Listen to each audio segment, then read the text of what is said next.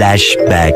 এই যে একটা কথা আছে না, প্ল্যান করে কোনো কিছু হয় না। আমি আসলে তেমন কোনো প্ল্যান করিনি আমার বিয়ের শাদী নিয়ে যে আমি এটা করবো ওইটা করবো, মানে হুট করে 4 দিনের ভিতরে ডিসিশন নিয়ে আমি বিয়ের শপিং এর লেগে রয়ে গেছি। আর সবাই যাদের যাদের পারছি ফোন দিছিলাম, অনেকে ব্যস্ত, কারণ যেহেতু আগে থেকে ডেটটা ফিক্স ছিল না তাই তেমন কেউ আইতেও পারে নাই। আসসালামু আলাইকুম, কেমন আছেন আপনারা সবাই? আশা করতে সবাই ভালো আছেন। অবশ্যই কে কোন জায়গা থেকে ভিডিওটা দেখতেছেন কমেন্ট সেকশনে জানাইতে ভুলবেন না। আর অনেকে আমার কংগ্রেচুলেশন দিয়ে বড়াই ফেলছেন, সবাইরে অসংখ্য বেশি ধন্যবাদ। ওদিন গেছিলাম বিয়ের শপিং এর লেগে, আর যেহেতু হুট করে সবকিছু, আর আমি চাইতেছিলাম অল্পের ভিতরে সবকিছু শেষ করতে পারি। এখন অনেকেই বলতে পারেন আপু আপনি কি কৃপণতা করতেছেন, এই জায়গায় বিয়ের সময় এরকম কৃপণতা করলে হয়? আপনাকে মনে অনেক ধরনের কিউরিসিটি, আমি জাস্ট একটু ক্লিয়ার করে দিতে চাই। আমার কিন্তু শুধুমাত্র কাবিন হয়েছে, আমার কিন্তু উঠায় নেওয়া হয় নাই।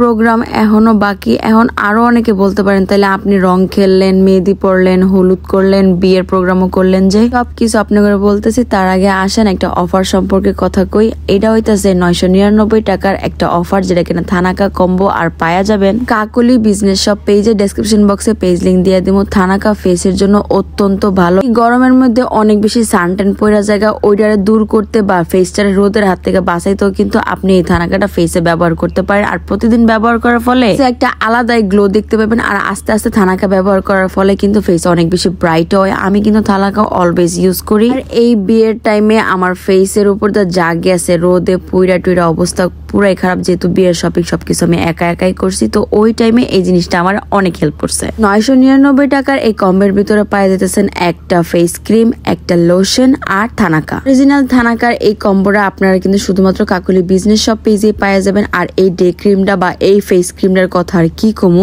ধরনের ফাউন্ডেশন ছাড়াই এটা এত সুন্দর একটা গ্লো দেয়। যেহেতু ফেসের মধ্যে আমি একটা সিরাম ব্যবহার করেছিলাম তাই একটু হাতে অ্যাপ্লাই করে দিতেছি। ফার্স্ট দেওয়ার লগে লগে আমি জাস্ট হালকা একটু ব্লেন্ড করছি। আর দেখেন কি পরিমাণ, এক হাত দেখেন আর আরেক হাতের ডিফারেন্সেস দেখলেই বুঝতে পারবেন। তাই দেরি না করে এই ব্রাইটেনিং সুপার হিট কম্বোটা 999 টাকা পাইতে কাকলি বিজনেস শপ পেজে নক করে। আমার হাজবেন্ড বলে রাখছে যে ও অনেক বড় করে প্রোগ্রাম করবো, তো আমি না করছিলাম যে দরকার নাই এত ঘটা করে এত মানুষ দেখানোর। তো ওনার কথা হইতেছে না, আমি তো প্রোগ্রাম করবোই। আম্মু পাপার অনেক শখ ছিল যে আমার বিয়েতে প্রপার সবগুলো রিচুয়াল ফলো করবো। তো যেহেতু আমার হাজবেন্ড চায় রাখছে একটা, আর আমার ফ্যামিলিও চায়, তাই ভাবলাম দুজনের কথাই রাখি। এই জন্য মেইনলি আমার বাসায় প্রোগ্রামটা করা। তো এই জায়গায় আমি অনেকগুলো শাড়ি দেখছিলাম, বাট এই দোকানের শাড়িগুলো তেমন পছন্দ না হওয়াতে এই জায়গা থেকে বের হইতে নিছিলাম। আর হয়তো বা দোকানদার আমার বদদোয়া দিছে, তার সাথে হাঁটুর মধ্যে একটা ব্যথা পাইছি। তো যাই হোক শাড়ির দোকান ঘোরা টোরার পরে ভাবলাম যে শাড়ি আমি অন্য জায়গা থেকে দেখবো না, আবার একটু জুয়েলারির দোকান ঘুরে আসি। মেইনলি কেনার উদ্দেশ্যে বের হয়েছিলাম, বাট আমার হাজবেন্ড অন্য কিছু প্ল্যান করে রাখছিল। আর সেই আমার কি সারপ্রাইজ দিছে এই একটা সময়, ওইটা আপনার ঘরে আমি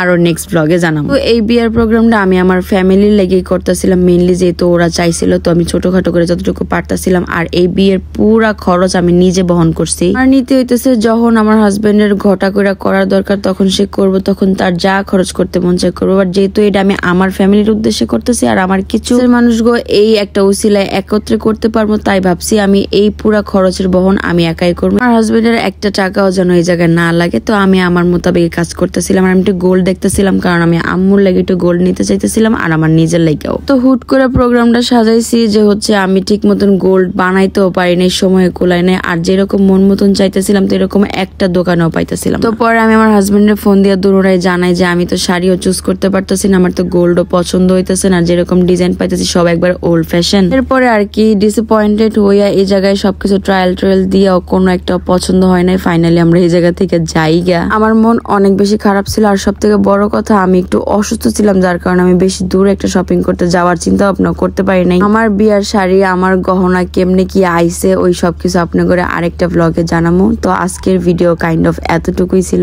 বিয়ের ব্লগ গুলা বা আমার রেগুলার ব্লগ গুলো যদি আপনার কাছে ভালো লেগে থাকে পেজটা অবশ্যই লাইক ফলো করতে ভুলেন না। লগে দেখা হয় অন্য কোনো ভিডিওতে আবারও। সেই পর্যন্ত সবাই সুস্থ থাকেন, ভালো থাকেন, সবাই জানাইতেছি আমার তরফ থেকে আল্লাহ হাফেজ।